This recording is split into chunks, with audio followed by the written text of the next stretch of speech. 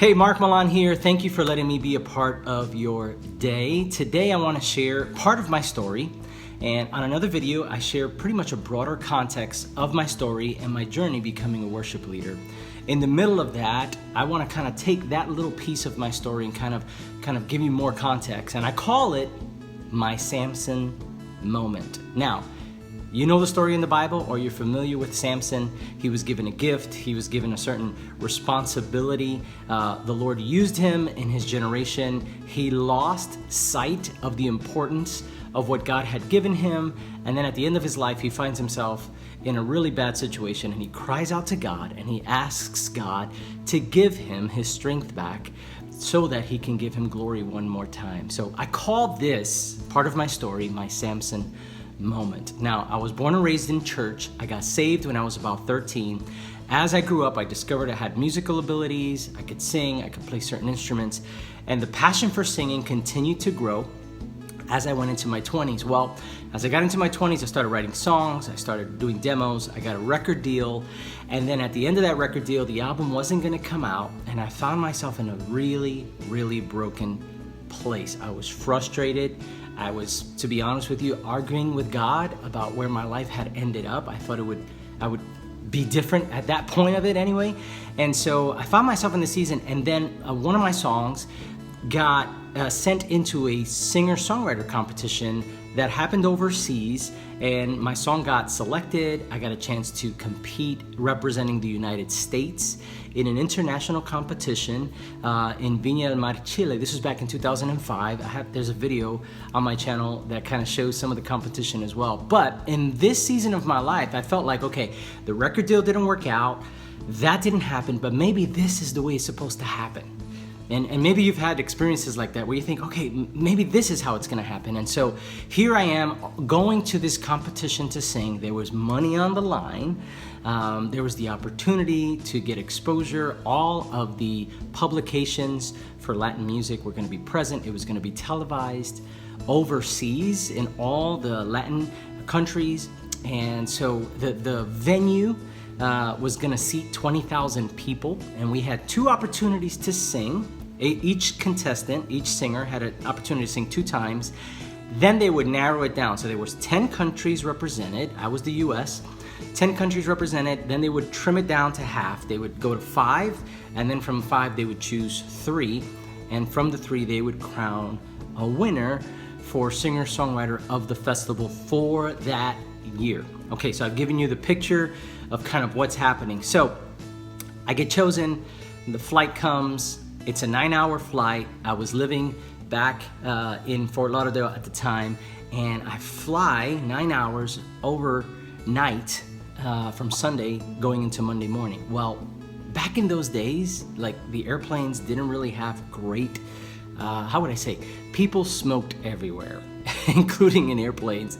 And so as I slept overnight, I didn't know how to take care of my voice. I pretty much woke up with a dry throat. I'm sure you know what that feels like. It's terrible. You try to talk, it feels really bad when you're gonna swallow. So I wake up Monday morning, flight's there, I probably slept like that, the whole time. And I get up and I realize, oh my gosh, my throat is like really dry and hoarse. And so a lot of concern, a lot of worry. We go right from the airplane, check into the hotel.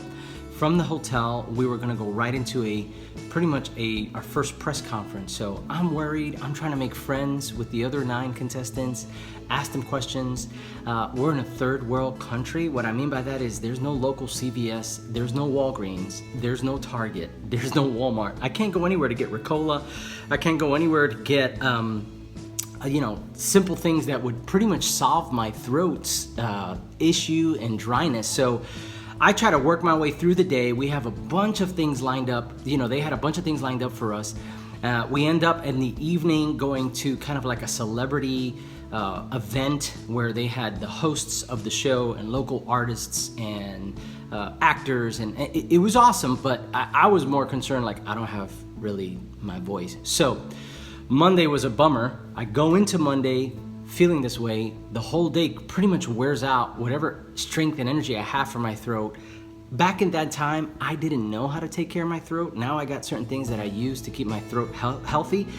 And then plus, I couldn't go to like a local place to get some stuff. So I go to sleep Monday, wake up Tuesday morning, no voice. Voice is pretty much gone. And I mean like laryngitis gone. Like I'm trying to, like it is gone. I am panicking. We had a 10 a.m. press conference. All the nations, all the Latin countries were gonna be there, and they were gonna be asking us questions. I couldn't talk for myself. I had to write down notes. I asked one of the other contestants to share some of my thoughts. They didn't. I can't tell you how horrible it felt and how embarrassing I felt to be at this moment after all that I've gone through with the music and all the years of wanting to do this, and here I am, and I don't have a voice. And I was frustrated, I was devastated. I wouldn't say that I was mad at God, but I was really trying to figure out what was gonna kind of come of all this, right? So Tuesday goes, Tuesday evening, I start talking to the producers and telling them, hey, I need help, I need medical help, I need someone to come take a look at my throat, give me a shot, pump me up with something, because if not, like the USA is not gonna be represented at all. So they find someone, the doctor comes to me and they give me a shot, they give me a couple of pills, and they tell me that I can't talk for 24 hours. Okay, the first time I was gonna be singing was going to be Thursday night, so here I am Tuesday night.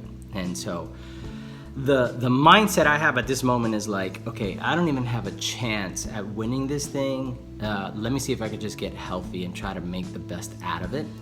So Wednesday morning, we did have a sound check in the venue. I did attend that. I kind of walked around, got familiar with the area and the microphone, and they check all that stuff for you. So back then they didn't have in-ear monitors, they had wedges, so they had to just make sure we were comfortable with everything. I did that, and then I didn't talk for the next day. So Wednesday, I'm in my room. I'm kind of trying to make the best out of it because I'm by myself in this country, about to sing in front of 20,000 people where it's gonna be broadcasted, and everything I've really wanted to kind of happen in one moment is in front of me, and I don't have the ability to sing. Okay, I hope I painted a picture for you on how heavy and lonely that moment was for me. So Thursday, the night I'm gonna sing, we would usually sing late in the evening. They would kind of bring us into the venue because they'd have all these other artists. Sometimes they'd have international artists from the US going there. And then they'd kind of, in between these 20 or 30 minute sets, they would put one of the portions of the competition in there. So the band was up there, they take us to the place, and I'm drinking tea.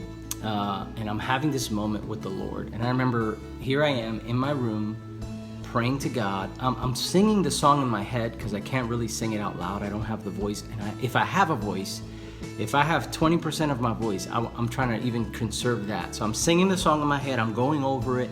I'm just making sure I feel confident in my own mind on what I want to do. And I'm asking God, and I have this Samson moment. I pretty much say, Lord, I've tried to do this for a long time. I've wanted to do this for a long time. You gave me this gift, and I feel like I lost my way. And if you would give me my voice back, I'll give it to you, and to you only, that it would be for your glory only. And I really couldn't sincerely say that up until that point. And so I drank my tea, and I walked out, and here I am. I wish they would have had like a little documentary, because I'm standing on the side watching the band perform, and they are crushing it. I mean, the crowd is going crazy. They love this band. It's a local band that's pretty much known in all the countries.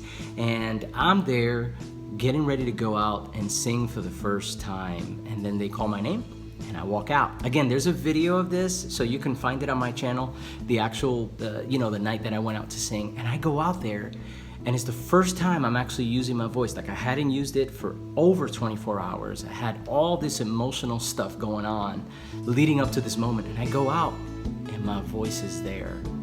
And can I tell you the joy that I felt that returned to me that I had lost in all this time? I found the joy of singing again, and it changed me. It changed how I wanted to use my voice, and it changed how I wanted to be useful as a person who could sing and who God had entrusted with a gift to sing. So that is my Samson moment. I hope it encourages you. Maybe you're in that season and you can see parts of that story in your own journey, and I hope it encourages you. So thank you for letting me have a moment to share that with you. And if you could subscribe, I'd love to kind of share things that are going on in my life, the things that I'm learning with you. So until next time,